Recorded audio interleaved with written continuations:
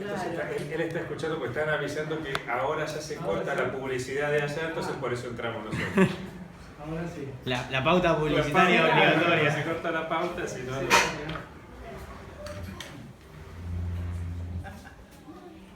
Vamos, primero.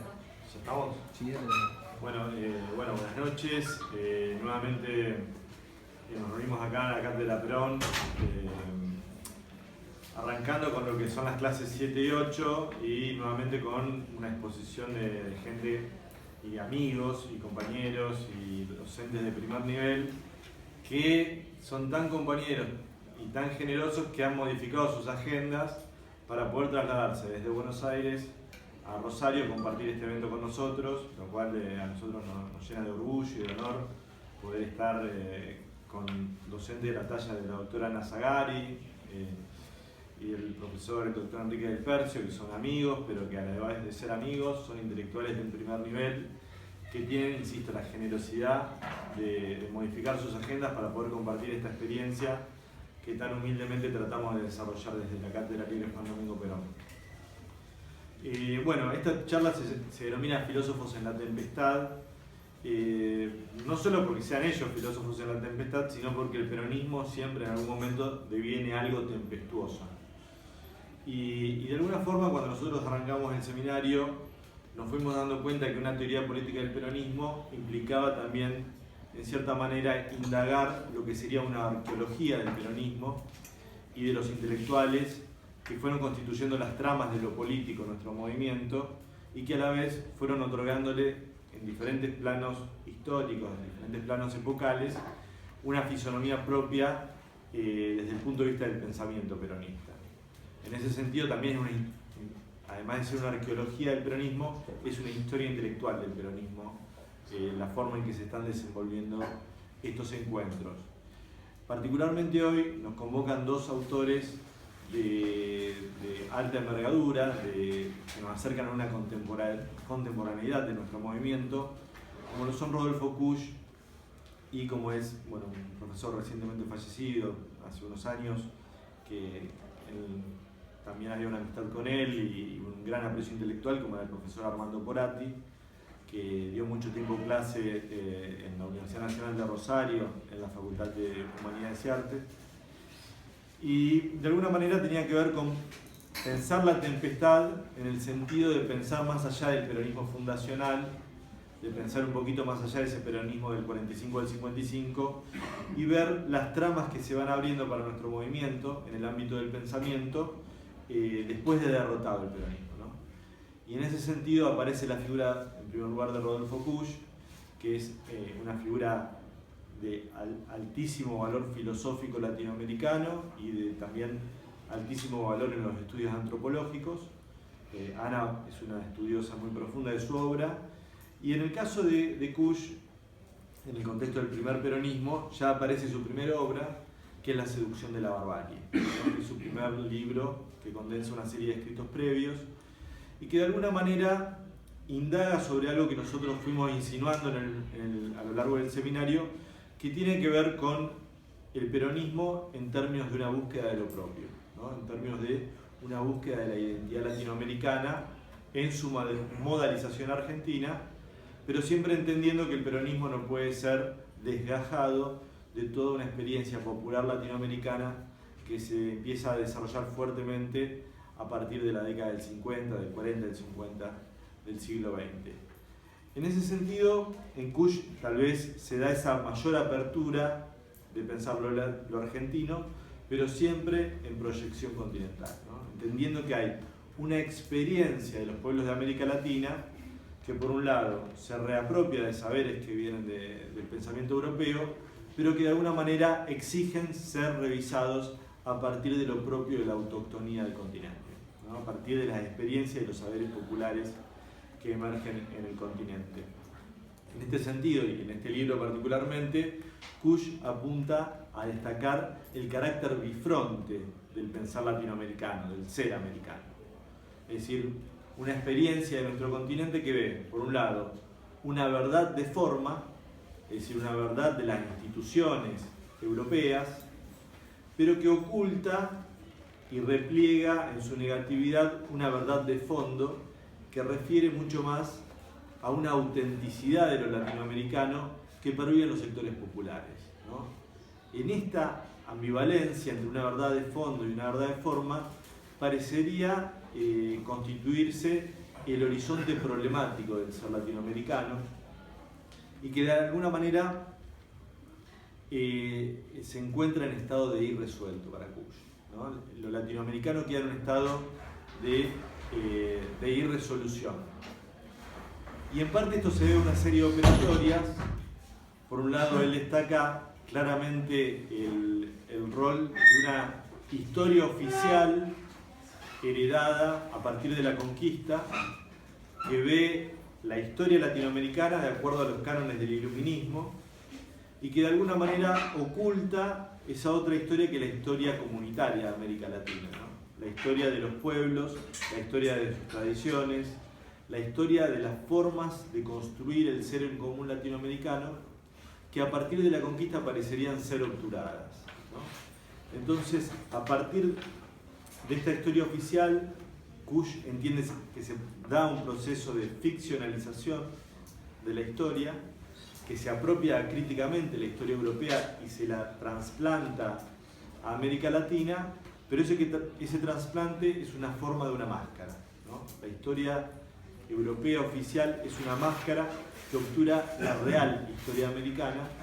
y por eso Kusch, como contrapartida, demanda, frente a esa historia oficial, civilizatoria, progresista, que no incorpora al pueblo conceptualmente, demanda la conformación de una gran historia, ¿no? De una historia que se libere del lastre europeizante y pueda releer la progresión histórica de nuestro pueblo en clave de un horizonte comunitario, ¿no? Poder pensar los elaboramientos de lo americano a partir del protagonismo de los pueblos y de las formas comunitarias que ese pueblo se va dando a lo largo de la historia.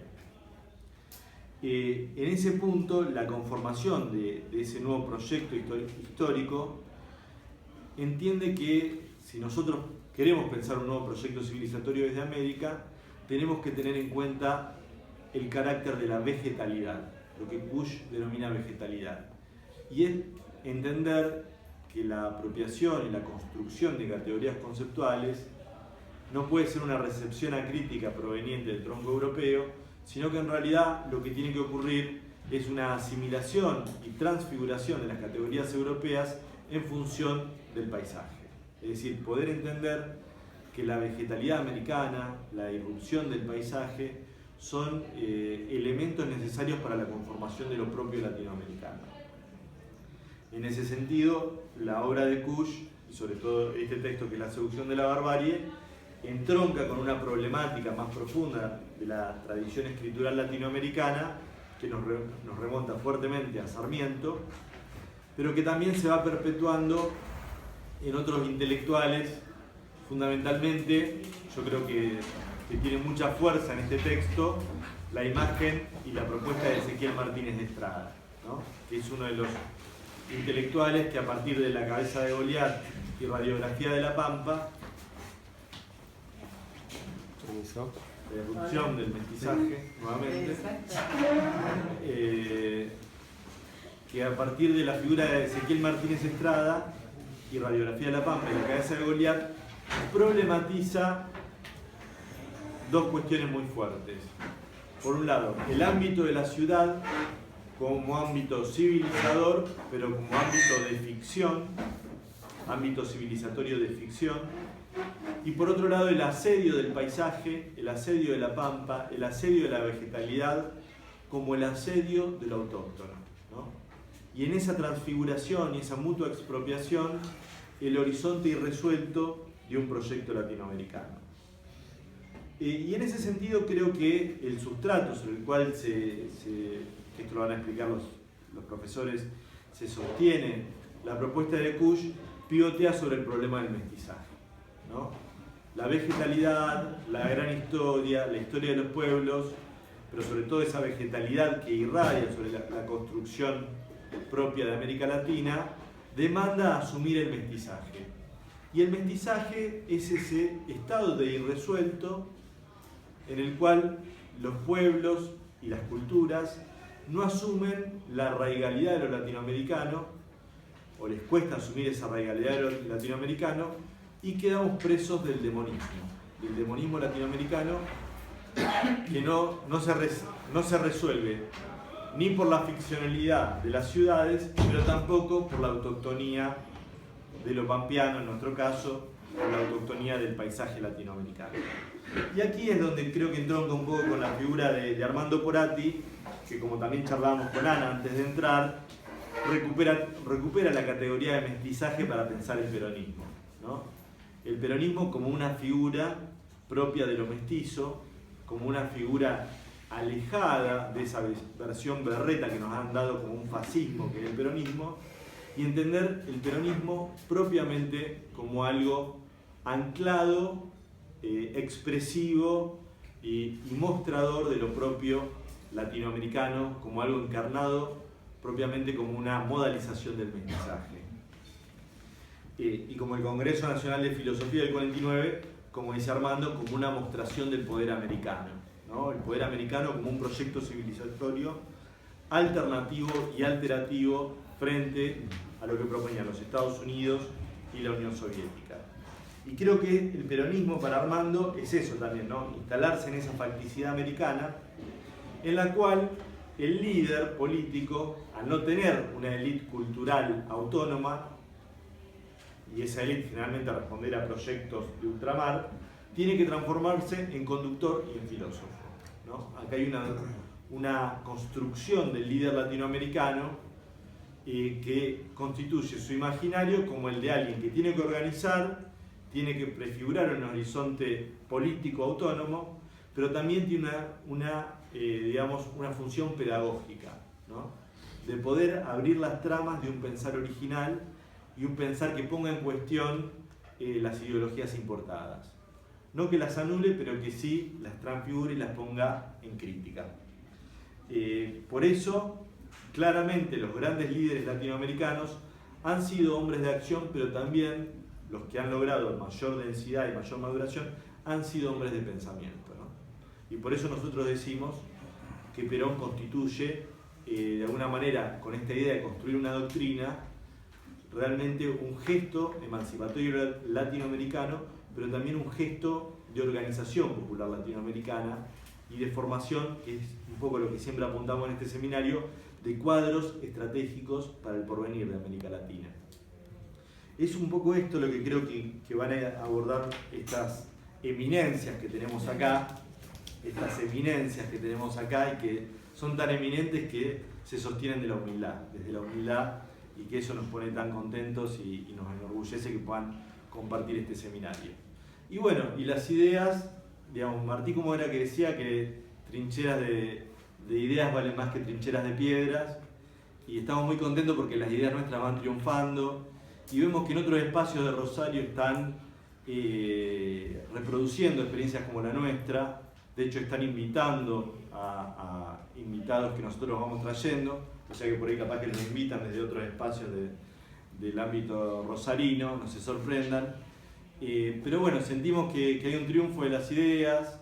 Vemos también que la departamental justicialista están reproduciendo cosas llamativamente muy similares a las nuestras, que creemos que tienen que ver con un triunfo de nuestro proyecto y de nuestras ideas. Además rescatamos la humildad de los dirigentes de la departamental que en un gesto de profunda humildad no han venido acá para de alguna manera no escandalizarnos en este tipo de experiencias.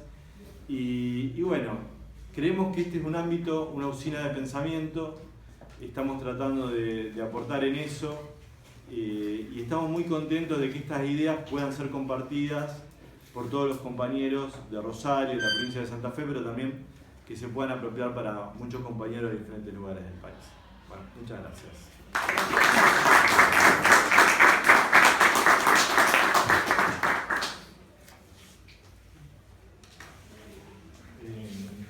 Sí. Buenas tardes, noches. Yo primeramente tengo que agradecer no solo las palabras de Roy que me exceden y él se hará cargo de sus palabras, sino el estar en este ámbito en la Universidad Nacional de Rosario, con la que me siento ligada desde varios lugares, estar en este ámbito, en este encuentro que es, y quizá pueda desarrollarlo un poquito, una comunidad, no una comunidad de fundamento, sino una comunidad en tanto estemos interactuando y nos llevemos cada uno también la posibilidad de seguir pensando y modificando en función de este encuentro. Agradecer, compartir con Enrique, que es un compañero con el que trabajamos en distintos lugares haciendo algunas cosas. Siempre él es muy generoso y creativo, lo mismo que Roy. Agradecerles a ustedes, a José, que es un compañero y amigo de mucho tiempo y con el que también hemos podido hacer algunas cosas aquí en Rosario. Y decir que cuando Roy me dice, bueno, Ana, ¿qué te parece estos dos filósofos? Y tira el título de Filósofos en la Tempestad. Y yo, que ya tengo mis años, le dije, sí, cómo no. Y me quedé con otro título, que es el de Filósofos en la Intemperie. Por eso de que el peronismo siempre nos falta, ¿no? La manta siempre es corta y siempre, o estamos en tiempos tempestuosos, como yo creo que es este, aunque no sea el más cruel y violento de nuestra historia, pero de algún modo estamos a la intemperie siempre, casi por la propia condición de ser el hecho maldito. Y creo que eso hay que asumirlo y redimensionarlo. Y creo que estos dos filósofos que son tan cercanos, en mi caso, uno porque lo he estudiado desde hace mucho tiempo y porque me parece que plantea, ligadas con el peronismo, una serie de categorías, podríamos decir, que nos permiten pensar el peronismo nuevamente, constantemente, que es Rodolfo Kusch. En el caso de Armando Porati, un compañero de la vida de la universidad, cuando Armando, junto con Egersland, Amelia Podetti, Mercado Vera, en fin, filósofos peronistas que fueron expulsados de la Universidad de Buenos Aires, al igual que Kusch en su momento, tuvimos la suerte en la Universidad de El Salvador de poder acogerlos, a muchos de ellos, y Armando se quedó hasta el día en que se enfermó, dando clases en nuestra Facultad de Filosofía también, y fue un profesor reconocido, amado, querido y respetado, aún por quienes por ahí no son peronistas.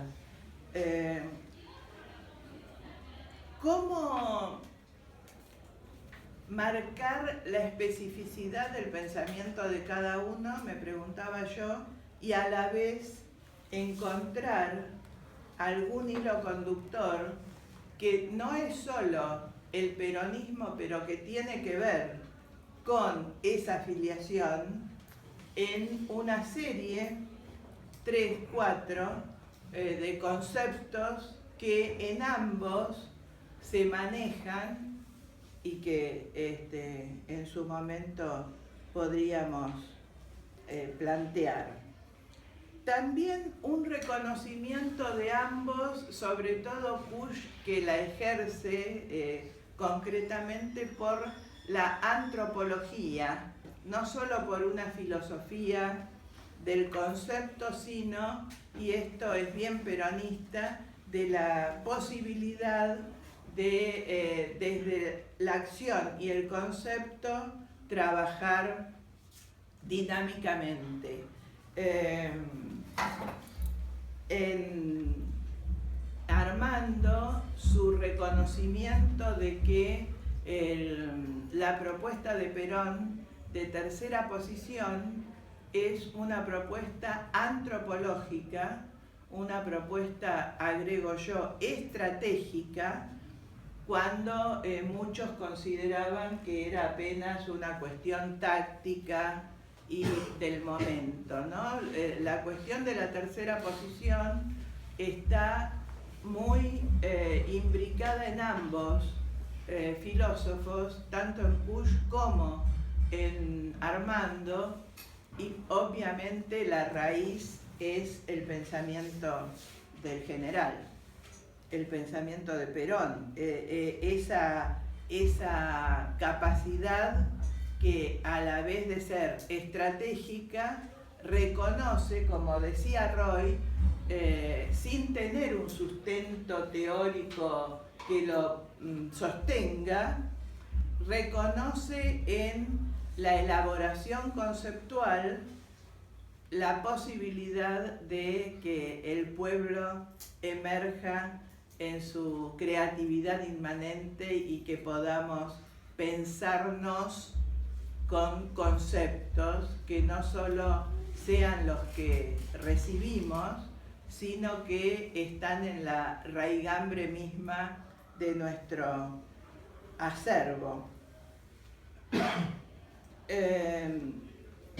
Roy nombró una obra fundamentalmente que es de los inicios del pensamiento de Kusch, que a la vez en aquel momento escribió también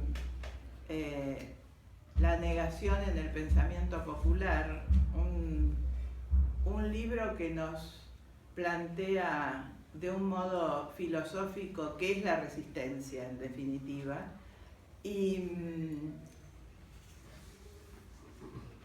en su madurez particularmente, y por lo menos son las propuestas que yo más he estudiado de él tiene dos textos, uno se llama Geocultura del hombre americano y el otro se llama América Profunda. El concepto mismo de geocultura que crea Kusch plantea precisamente esa necesidad del que piensa de pensar lo propio, de pensar en el aquí y el ahora, con todas las corrientes que podamos creer que influyen en una cultura, pero que, como decía Roy, es necesario situarla o, como decíamos, la vegetalidad de un sustento físico incluso, que para Kusch es de la mayor importancia. Geocultura es un concepto que va más allá incluso de los distintos ejes que Kusch plantea cuando piensa la Argentina. Él habla de un eje, digamos, pampeano porteño, la pampa húmeda, un eje ligado con la puna, otro con la cordillera, otro con el sur. Pero geocultura es también esta posibilidad de entender que tanto lo físico como lo simbólico son necesariamente formas del estar. Él trabaja mucho la cuestión del estar, recogiendo en nuestra lengua, nuestra de la conquista, pero nuestra, esa posibilidad de jugar entre ser y estar, y plantea eso justamente, que la geocultura es el modo de estar de cada pueblo, de estar haciendo mundo de cada pueblo. Un filósofo con el que yo he discutido, por eso puedo mencionarlo, García Canclini, habla del hibridaje, y más allá del concepto de vegetalidad que se juega en Kush, particularmente prefiero el de geocultura y el de mestizaje, porque en ambos se plantean tensiones, conflictos, movimientos, que en el concepto de hibridaje da como un híbrido que es, no da frutos. En ese punto, digo, más allá del reconocimiento a la obra de García Canclini, me parece que mestizaje es una conceptualización que alude a la forma del conocimiento de nuestro pueblo, a las corrientes que hacen que nuestro pueblo sea tal, o por lo menos abre a la pregunta, nos saca, nos libera del pensamiento único que es o somos europeos o somos aborígenes. Esa es una dificultad con la que muchas veces nos encontramos en grupos de compañeros que aún proveniendo del peronismo, siendo peronistas, trabajan más bien la cuestión ab origen, porque entiendo yo, cualquier modo de instalarnos en una conceptualización que solo nos reconozca en una vía, se acerca mucho a las teorías de la pureza de la raza. En ese punto, entonces, mestizaje es, por un lado, un concepto que nos abre epistémicamente a una posibilidad de revisar y de actualizar conocimiento. Por el otro, es una postura ética. Somos todos mestizos y no tiene que ver con la taxonomía de mestizo, mulato, sambo, sino que es precisamente, como decía Carlos Fuentes, una virtud. El mestizaje, entendida como virtud, es lo que el peronismo pone en juego y por lo cual también, entre otras muchas cosas, aparece como un hecho maldito. El negro, el cabecita, el villero, el que no es blanco y de ojos azules, son degradaciones de lo humano para cierto pensamiento, liberal, cierto pensamiento liberal, no metamos todo en la misma bolsa, pero ciertamente para el neoliberalismo, que toma solo una vertiente del liberalismo, yo creo la más perversa, pero esto lo podemos discutir. Y en ese sentido, entonces, influidos precisamente por lo que plantea Perón, y ligado con lo que Perón llamó la creatividad inmanente del pueblo, tanto Kush como Porati, voy a terminar eso, a tratar de decir dos o tres cosas más de Kush y luego Pero lo cierto es que ambos trabajan, por ejemplo, la categoría de mestizaje. En esto, más allá de que sus vías de recorrido filosófico no son asimilables, aunque ambos reconozcan la necesidad de pensar y actuar ligados con el peronismo, no son asimilables. Sin embargo, este concepto de mestizaje lo encontramos en ambos. Por ejemplo, Armando dice: el mestizaje es una conjunción no dialéctica, una síntesis no dialéctica, es decir, no supera nada, no hay nada para superar en todo caso, lo que hay es tensión en el contacto con el otro, que siempre Enrique lo sabe mejor porque lo ha escrito y trabajado, es bifronte, es de amor y odio.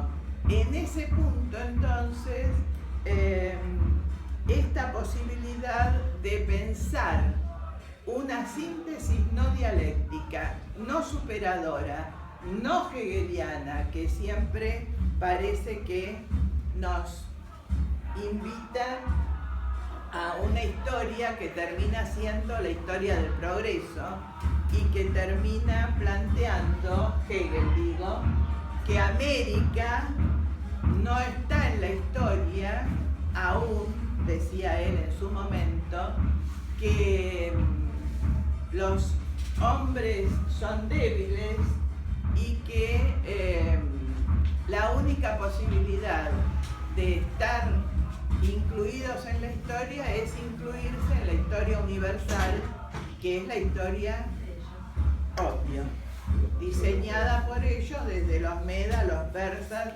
y los griegos en adelante.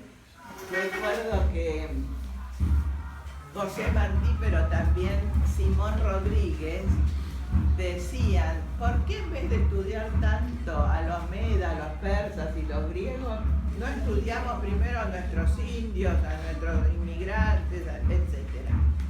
Bueno, eso es parte de la revisión que el primer peronismo, así como quiso plantear una nueva constitución, quiso revisar los programas de estudio y que son los fallidos de nuestra historia, ¿no? Eso que está ahí pendiente, que hoy yo veo con mucha oscuridad. Mi marido me dice: Ana, no te entusiasmes con octubre, no, olvídate. No sé, me parece que también una serie de cuestiones que estos filósofos, que son, Armando murió en el 2014, por lo cual en sus últimos escritos él tiene un nivel de optimismo por ese otro concepto que Perón planteó y que es fundamental para entender esta etapa, que es la del continentalismo, ¿no? Armando decía: bueno, hemos dado muchos pasos hacia ese universalismo que necesariamente tiene que pasar por el continentalismo, como la UNASUR, el Mercosur, etc. Y claro, murió en 2014 y creo que hoy esos organismos continentales están devaluados, y no precisamente por la desidia popular, sino por un proyecto político que constantemente los deja de lado. Es decir, el continentalismo es otro de los argumentos, podemos decir, que en ambos filósofos, refiriendo a lo que nos enseñó Perón, están presentes. Fíjense que Kusch, Roy lo decía, no se dedica solamente a hacer antropología dentro de las fronteras de la Puna argentina. Él vivió en Maimará durante décadas, cuando se tuvo que ir de la mala vida porteña, pero trabajó en Bolivia, llegó hasta Perú, volvía a su amada Puna jujeña. ¿Por qué? Porque efectivamente las fronteras nacionales también son muchas veces motivo de disgustos entre los propios hermanos americanos. Basta con recordar todavía algunos conflictos y el que está presente aún, el de Bolivia y Chile. Ese atravesar fronteras en el trabajo antropológico, esas idas y vueltas, esa capacidad de trabajar con lo que en antropología se llaman los informantes, le permitió a Kusch, con todo su bagaje de filosofía fenomenológica, un gran conocedor de Heidegger,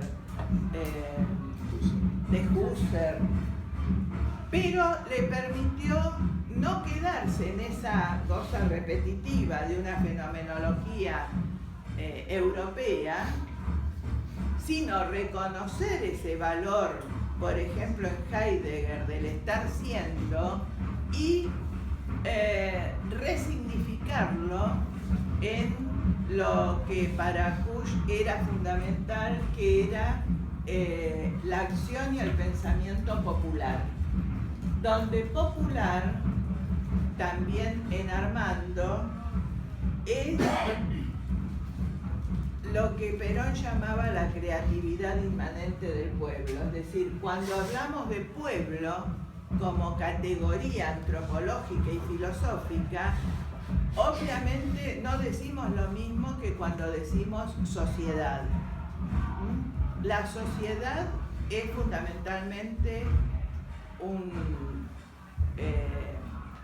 resultado de contratos que se van, convenios, contratos, pactos que se van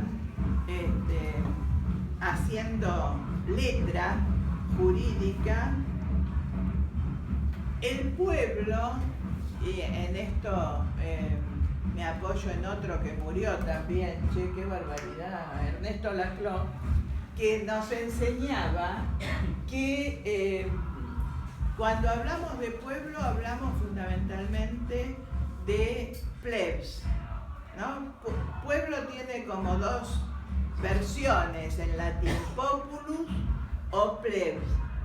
Hablar de pueblo es hablar de el elemento más raigal de una comunidad, en general el más desposeído, el de las grasitas de Evita, el muchas veces más humillado y el que necesita precisamente del líder que nunca fue, esto lo dice Armando y Roy también nunca fue un líder desde arriba.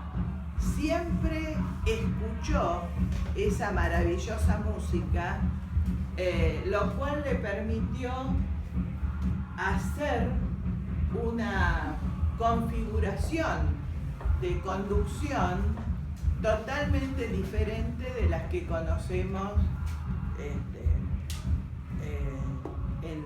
en las políticas europeas, por ejemplo. Salvo uno que está ahora en Roma, que anda por allá, pero tiene un estilo parecido en ese sentido, ¿no? Pero ese al pueblo lo reconoce. Por eso digo, será el pueblo de Dios. Por eso te estoy diciendo que está en Roma, pero tiene un estilo muy parecido. Pero ese no es europeo. No digamos que es peronista porque se nos arma. No, que sale por todos lados, no lo digas. No lo diré jamás.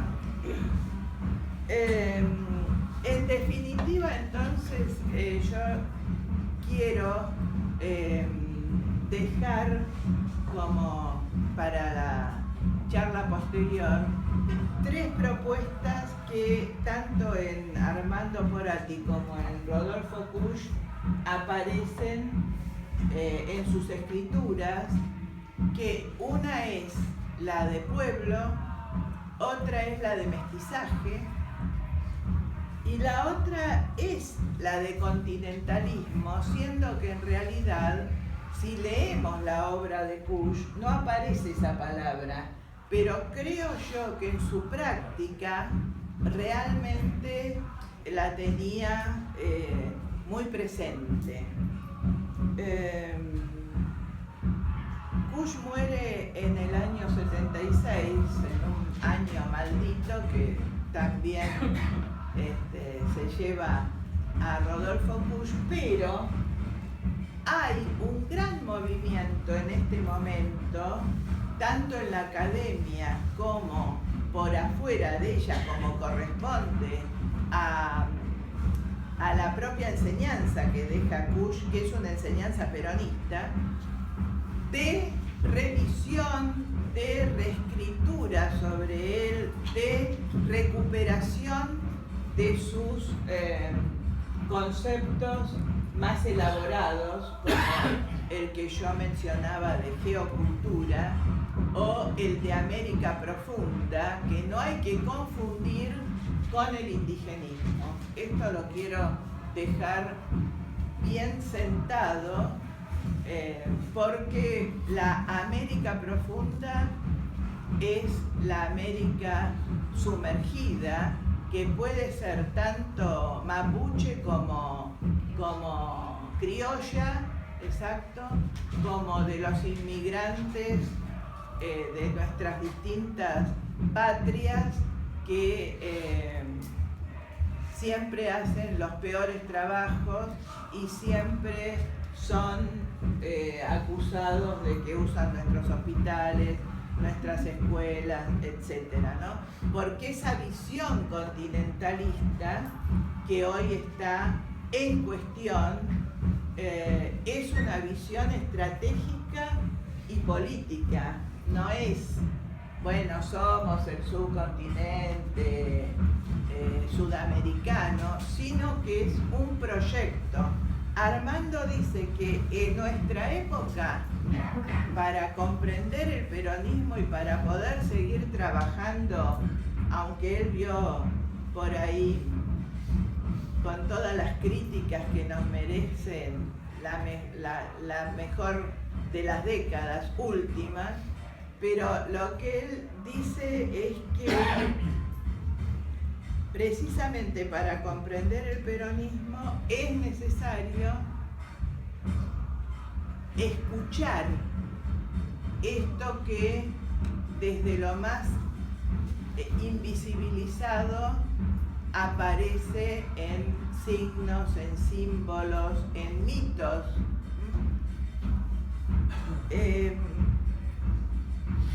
Y en eso yo creo que tengo unos 10 todavía. Creo que en ambos entonces podemos, más allá de sus especificidades, encontrar puntos en común.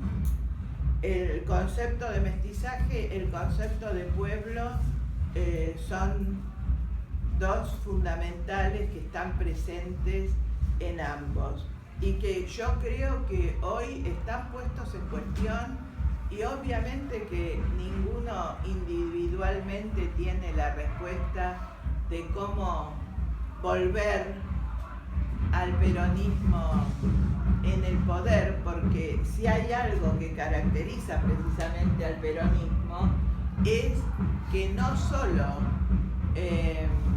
quiere la acción para ser testimonio de una época, sino que quiere la acción y el pensar para intervenir en la realidad y modificarla, y para eso hay que tener poder. Respecto de Armando Moratti, que como digo, fue un peronista muy libre, pertenecía tanto a Carta Abierta como a la SADOP, que es el sindicato de docentes privados, ahí lo velamos, trabajaba en el CONICET y en esta universidad con la misma dedicación que en Filosofía del Salvador, y tenía esa doble cuestión de ser un filósofo muy conocedor, y tiene textos de los griegos, fundamentalmente de Platón, y de este interés por su pueblo, por cómo es necesario pensar desde nuestro aquí y nuestro ahora, sin olvidar raíces, pero también sin agarrarnos exclusivamente de una, como cuando dicen chiste, pero yo creo que ahí hay todo chiste dice una verdad, que los argentinos bajamos de los barcos. Bueno, eso es una determinada línea que si la desenvolvemos, llegamos a que hay en nuestras clases medias, fundamentalmente, clases medias que tuvieron que ver con los gobiernos peronistas, que posibilitó el ascenso de la clase trabajadora a la clase media, pero hay en la clase media siempre una especie, o por lo menos en alguna clase media, nosotros también somos clase media, de añoranza de la Europa como lo paradigmático y el sueño cultural. Decía entonces que para Armando el mestizaje es una síntesis no dialéctica. Se aleja precisamente con esta definición de una concepción del tiempo lineal y progresiva, de un hegelianismo, de un europeísmo, de un logocentrismo que constantemente promueve la utopía y el futuro como mejor, cuando en realidad de lo que se trata es de un presente capaz de mirar a los otros éxtasis temporales, el pasado, el futuro, pero desde una instalación que es la de nuestra propia generación, la de nuestra propia existencia, la de nuestra propia vida. Y en ese sentido entonces dice, el mestizaje no es dialéctico, es confrontativo, es una mezcla, siempre queda abierto, es irresuelto, pero en esto es en lo que tenemos que pensar, en este modo de estar o de ser.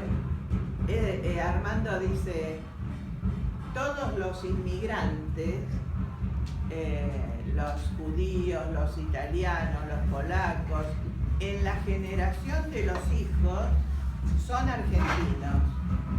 No hay, como en otras culturas, el afroamericano, el judío americano, el ítaloamericano. Esa es una marca muy profunda que alude precisamente a esto, a esta imbricación no dialéctica de las diferencias. Armando es, y no lo relaciono con Kusch porque la palabra globalización por ahí no la usábamos en el 76 con el peso que tiene hoy, pero es un filósofo antiglobalización. Él dice que la globalización no viene con la fibra óptica, sino que viene desde que el mundo se hace globo en 1492, y a partir de allí hay una hegemonía por el poder global que tiene claramente sedes. Holanda, Portugal, Gran Bretaña, España, etc. Y que hoy, más de manera anónima, más ligado con un capital financiero y con esta fibra óptica que nos pone a todos en un pie de igualdad, yo la uso mucho, se vuelve a hablar de globalización en términos, según sea desde el poder hegemónico, positivos, en términos de un pensamiento peronista con las dudas y las dificultades que nos presenta la globalización, que por supuesto es diversa de la universalización. Perón decía, hay que tender a lo universal pasando por lo continental. La globalización no es eso. La globalización es un modelo de poder anónimo, financiero, tecnoguerrero. Decía Enrique, aludiendo a Francisco, que hay muchas cosas que se señalan y que podemos recuperar de lo que dice Francisco, y es cómo pensamos la paz. Pensemos que Perón se llamaba a sí mismo un león herbívoro. ¿Cómo pensamos la paz si la mayor industria es la armamentística? Entonces, eso es la globalización. O por lo menos una gran parte de la globalización es el poder de las armas y el poder financiero.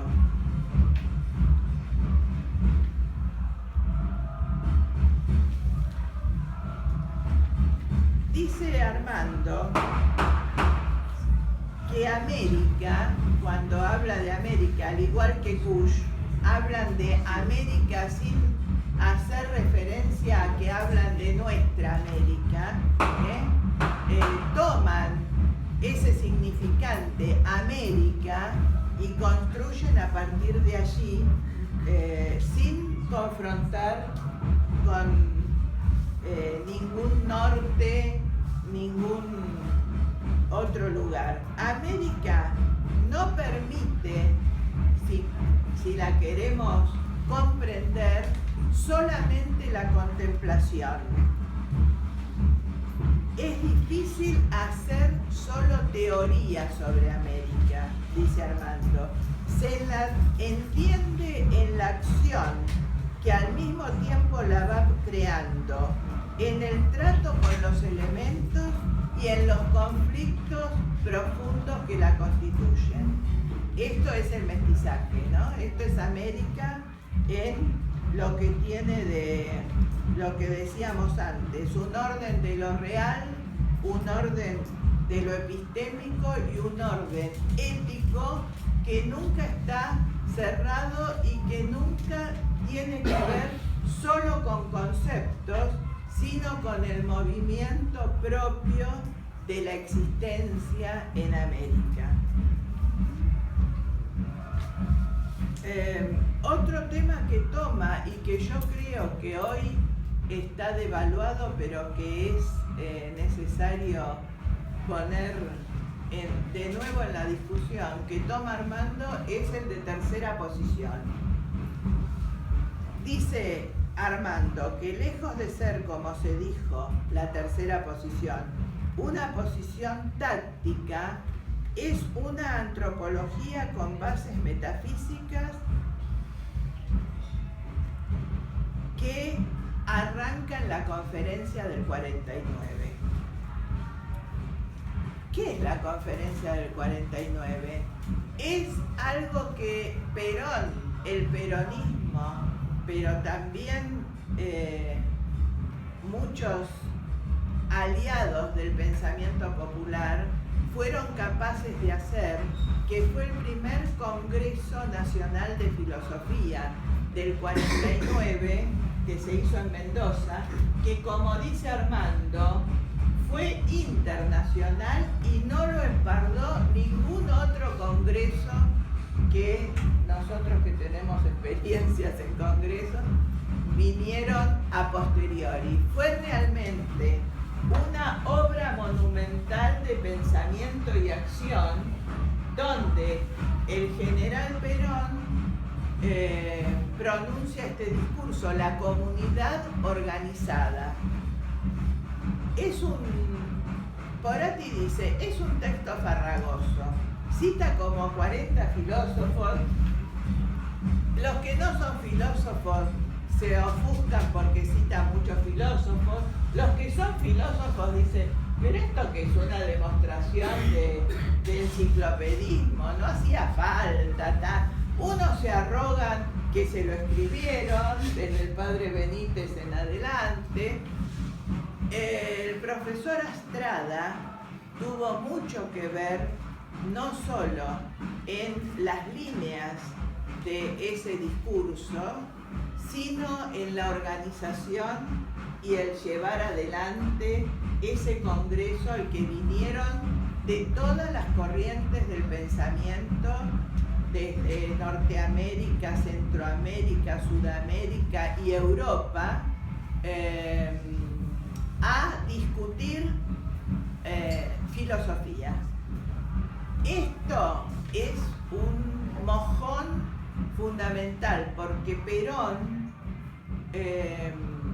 era muy allegado a la filosofía, porque precisamente entendía que la filosofía que nació en la polis es y no puede no ser política. Por lo tanto, un político, como tantos vemos hoy, que ni siquiera saben estructurar un silogismo, desconocen a la filosofía, sea europea o latinoamericana, demuestran un grado de inconsistencia y de ignorancia para llevar a cabo la acción política muy profundo. Hay una banalización del poder porque el poder está en otro lugar en este momento. No está en el Estado, sino en otro lugar. Y entonces, desde ese otro lugar, ¿qué interesa a la comunidad organizada? Más bien, dice Armando, se trata de la comunidad desorganizada, porque allí medran precisamente quienes quieren la oligarquía o como ustedes quieran llamarle, seguir concentrando poder. Yo voy a cerrar con esto porque creo que es bueno recordar qué quiere decir comunidad. Porque tanto en Kusch como en Porati, pero fundamentalmente en Perón, y creo que la destrucción de la comunidad es el gran triunfo del neoliberalismo, la comunidad quiere decir aquello que es común en la obligación, en el deber y en la transmisión de los valores. El cum está seguido, no quiero hacer latinismo, del munus, y ese munus en latín lo enseña un filósofo, Roberto Espósito, que es un italiano napolitano.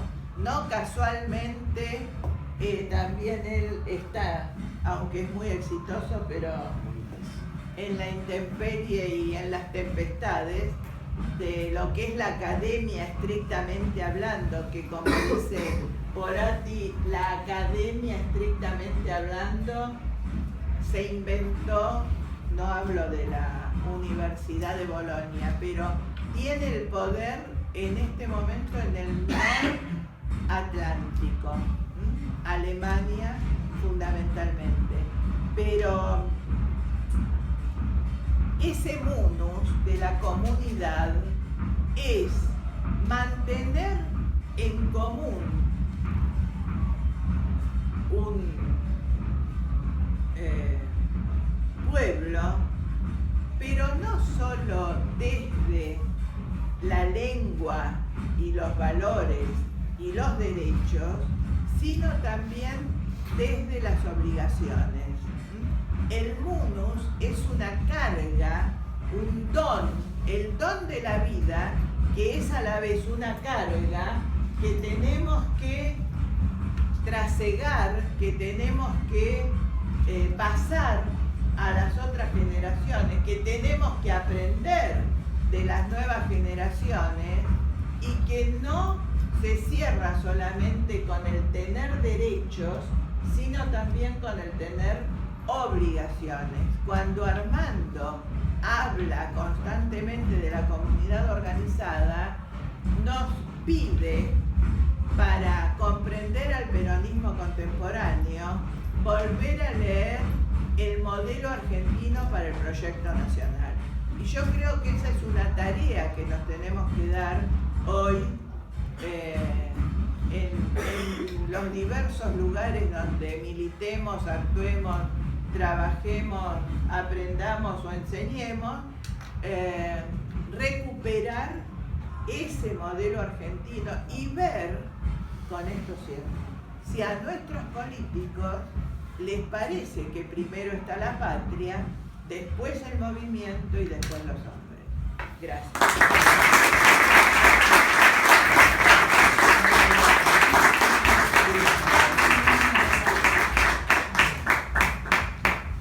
Bueno, muchas gracias, Ana, por esta interesantísima exposición. Gracias, querido Roy, por el convite. Gracias a cada uno de los que están acá, que con enorme alegría veo que cada vez que se trata de hablar de Kush, de Armando, pero sobre todo me llamó la atención cuando en Maimará hicimos un encuentro el año pasado sobre Kush justamente, también sala llena, una sala muy grande en aquel momento, un club muy grande, pero lo mismo que hoy, sala llena, con una enorme cantidad de gente joven. Cuando no me gusta ser autorreferencial, pero sí les cuento que cuando yo me embarqué en este tipo de cosas había gente de la generación mayor, Armando, los que estaban de antes, y estaba yo solo. Y realmente muchas veces me sentía angustiado, decir, yo después fui conociendo otro loco en Santiago del Estero, otro loco en La Pampa, pero era... Y una cosa es estar con 2 o 3 locos y otra cosa es estar totalmente solo, diciendo, bueno... creí que totalmente loco. Eso ya lo sé. Pero como diría algún poeta, saber que uno no es el único loco ya te pone, sí. te predispone. Te hace comunidad. Te hace comunidad. Vamos entonces voy a retomar, obviamente, muchos de los conceptos de Ana, pero siguiendo el pedido de Roy, voy a tratar de, en todo lo posible, tomar estos conceptos, pero aplicándolos a un pensar desde aquí, desde ahora. Y en ese sentido, primero vamos a ver el aquí, después el ahora. Para el aquí me va a servir un poco más Rodolfo Kusch, para el ahora un poco más Armando Porati, sin perjuicio de lo cual el aquí y el ahora están presentes en los dos. Para el aquí, obviamente, vamos a tomar el concepto ineluctablemente de geocultura, ¿no? Esta idea de que la gravedad no solamente atrae a la Tierra a los cuerpos, sino también a las ideas. Esta noción de que no es lo mismo pensar desde Rosario que pensar desde Nueva York. Esta noción de que claramente nos plantea imbricarnos acá. ¿Y cómo plantear esto tratando al mismo tiempo de lidiar con la hora y con la música de fondo? Cosa que les agradezco a los muchachos porque esto nos da un marco así muy de Kusch, muy de no sé qué. Entrar al aula que están enojados. Así, porque claro, son todos los que quedaron afuera, pero que Roy les pidió que hicieran una música así de pueblo. Y además, porque dado la hora, esto evita que alguno se duerma si es que anda con ganas de hacerlo, ¿no? Bien, para eso les propongo que no dejemos de lado el rigor ni la profundidad, sino que quizás por un momento dejemos de lado el lenguaje más filosófico, lo cual nos puede llevar a alguna imprecisión en lo mismo, pero no a no a expresar lo que queremos decir. Decíamos, geocultura, aquí.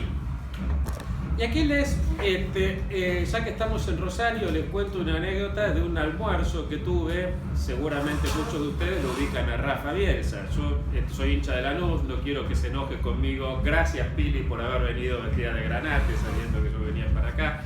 Pero no quiero que nadie tome a mal esto, pero bueno, que ningún canalla se enoje conmigo. Pero con Rafa nos gusta mucho a los dos el fútbol, escribimos algunas cosas, mi interesa es hacer filosofía sobre el fútbol, y estábamos en el año 2002, en pleno mundial Corea-Japón, cuando Marcelo Bielsa era el técnico de la selección argentina, y entonces lo que nos dice Rafael es, tengo mi hermano Marcelo, estamos almorzando con Rafa y con otro amigo, entonces mi hermano Marcelo tiene un problema. El Burrito Ortega, para los más chicos, el Burrito Ortega era a la sazón el 10 de la selección. El Burrito Ortega no puede concentrarse en la charla técnica más de 5 minutos. Entonces el problema de Marcelo era cómo explicarle en 5 minutos al Burrito. Bueno, en ese momento, los tres, Rafa, mi amigo Pablo, yo dijimos, bueno, pobre Burrito, lo que pasa es que tiene problemas con el alcohol, no terminó la secundaria, como si fuera un problema de inteligencia. Ahora, al tiempo, y viéndolo al Burrito en la cancha, uno se daba cuenta que el tipo no estaba concentrado 5 minutos, estaba a los 90, por ahí por la tele no te dabas cuenta, pero en la cancha se notaba. Y además, el tipo no es inteligente, es inteligentísimo. La forma en que jugaba sin la pelota, cómo manejaba los tiempos, cómo sabía... ¿Por qué lo habíamos dicho que no era inteligente? Bueno, por ahora dejémoslo por un rato al Burrito Ortega, avancemos unos años, y entonces pasemos a unas declaraciones impresionantes que hizo en la primera semana de diciembre del 2010, posiblemente los mayores lo recuerden, porque fue muy impactante, Araceli González. Araceli González va a decir, o dijo, yo soy la dueña de mi cuerpo, de mi alma y de mi vida. Repito, yo soy la dueña de mi cuerpo, de mi alma y de mi vida. Si a mí, a Enrique, me sacan mi cuerpo, me sacan mi alma y me sacan mi vida, yo no sé dónde queda mi yo. Sin embargo, Araceli existe sin cuerpo, sin alma y sin vida. Una cosa loquísima. Entonces trate de juntar a antropólogos, sociólogos, filósofos a que me ayuden a la búsqueda de ese monstruo que existe sin cuerpo, sin alma y sin vida. Lo que me llamó la atención es que nadie me dio ni 5 de pelota. ¿Qué es lo que pasa? Estamos en presencia de dos subjetividades distintas. La subjetividad propia de la tribu más rara que existió nunca en la historia de la humanidad, que es la tribu occidental moderna, que es la tribu a la que pertenece claramente Araceli, y las otras tribus, como la del Burrito, que suelen considerar que yo soy un cuerpo, yo soy mi vida. Si nosotros pensamos que yo soy un cuerpo que juega al fútbol, voy a pensar al fútbol de una manera. Si yo pienso que yo soy un yo que da órdenes a su cuerpo para jugar al fútbol, la voy a pensar de otra. No es lo mismo. Olvidémonos, pensemos en los Brasil-Alemania, olvidémonos del 7-1. Pensemos en el último, el de las Olimpiadas, el que gana Brasil 1-0. Uno veía ese Brasil, son corpos que juegan fútbol. Es la cultura afro cruzada con la cultura tupí-guaraní, con algo gaúcho, pero entonces nunca hay grandes estrategias, nunca hay un diseño, más allá del diseño táctico, ¿no? Y del otro lado tenías a la Alemania, que te dabas cuenta que cada jugador estaba ocupando el espacio que el técnico les había asignado antes. ¿Se entiende la diferencia? Pensémoslo en términos de danza.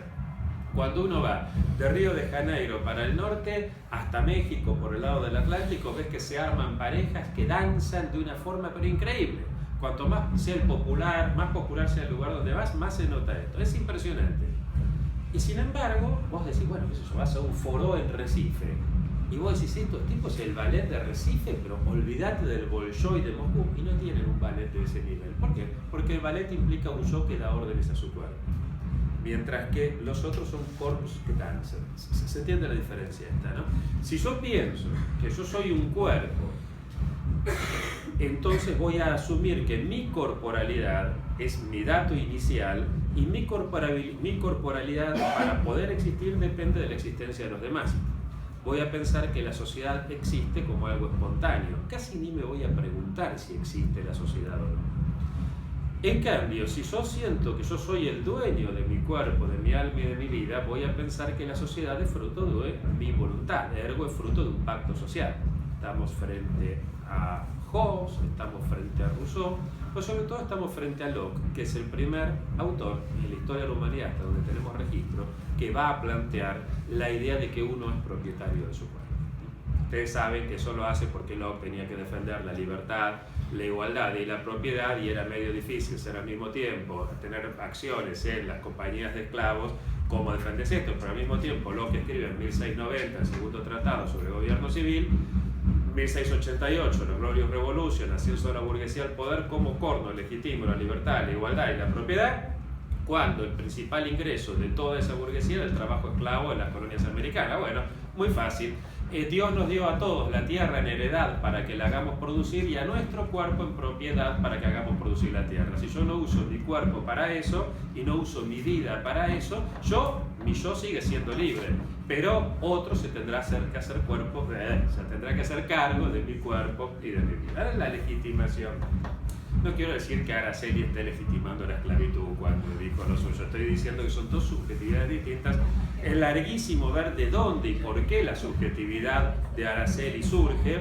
Tendríamos que remontarnos al siglo VIII a.C., no tenemos tiempo, pero sí señalar que en América, cuando vos das clase o trabajás, sobre todo en Europa y como Europa, incluso a Estados Unidos y en cierto sentido a Canadá, cuando vos das clases allá, te das cuenta que salvo los migrantes de otros lugares, en general es la subjetividad de Araceli la que está ahí, sin duda alguna. Cuando trabajás con los colegas que hacen filosofía africana, filosofía del Asia-Pacífico, y trabajás o allá o con ellos, te das cuenta que es la subjetividad del burrito la que... He estado dando clases bastante tiempo en Ecuador, trabajando con y aquí prefiero a Cirigliano, los primeros pobladores de nuestra tierra, y no originarios, porque no son originarios nadie, con los primeros pobladores. Entonces, ahí te das cuenta que es la otra subjetividad. Pero en líneas generales, en los estratos urbanos de casi toda América Latina, pero preponderantemente de Argentina, se da una confluencia entre estas dos subjetividades. Y aquí voy a disentir un poco tanto con Armando como con Cush, y voy a rescatar al general, que él decía que prefería hablar de confluencia más que de mestizaje, porque él tenía la metáfora. Eso sería interesante una vez hacer las metáforas acuáticas del general, ¿no?